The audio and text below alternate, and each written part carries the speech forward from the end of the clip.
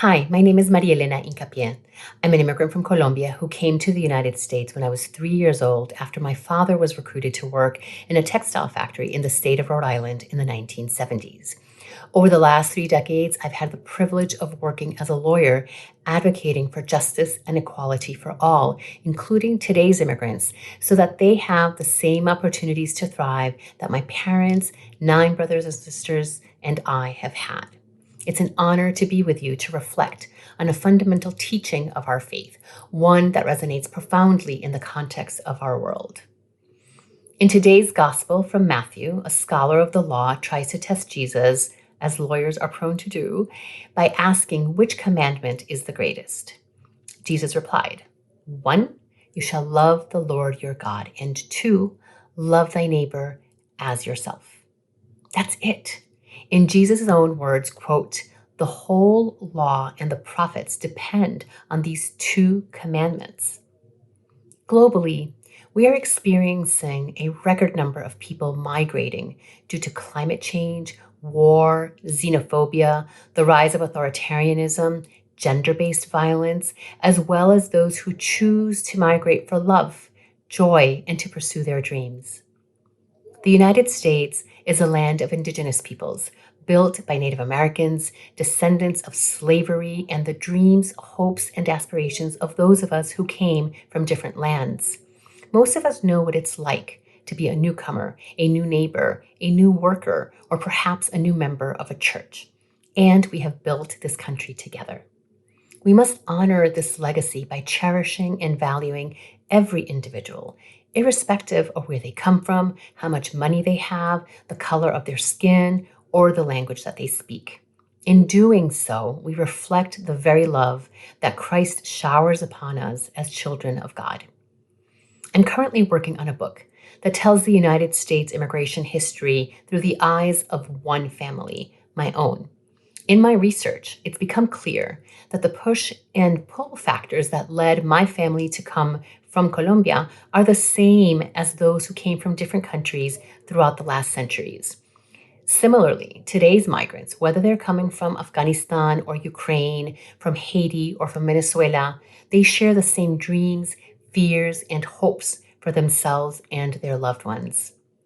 But in times of war or trauma, there's an inherent urge to contract, restrict, to want to close the door behind us, reacting to present day conditions and politics. When what's actually needed is to be guided by the spiritual and moral compass of these 2 commandments and to build communities where we all have the freedom to thrive so that today's children and future generations can live in a more just and equitable society.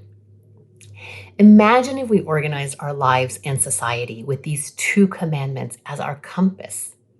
Rather than building walls and laws that separate families, we could create legal bridges and pathways for people to be reunited with their loved ones in a safe and orderly way and to be able to find freedom and safety.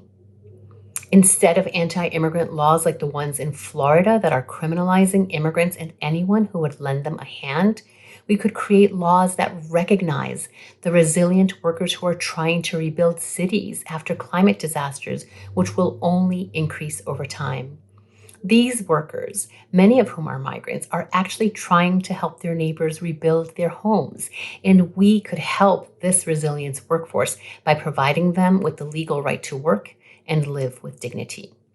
Imagine if we also helped our neighboring countries so that people would have the freedom to stay in their homeland and not be forced to migrate. This also has to be part of our paradigm shift on how we take a global and hemispheric approach to the natural phenomenon of migration. Let us advocate for just and compassionate immigration policies at the federal, state, and local levels that respect the dignity of every human being. Our roles as educators, scholars, advocates, and followers of Christ call us to engage in a thoughtful dialogue and actively work towards a society that upholds the rights and well-being of all, especially the most vulnerable. We must strive to understand the experiences and struggles of our immigrant sisters and brothers.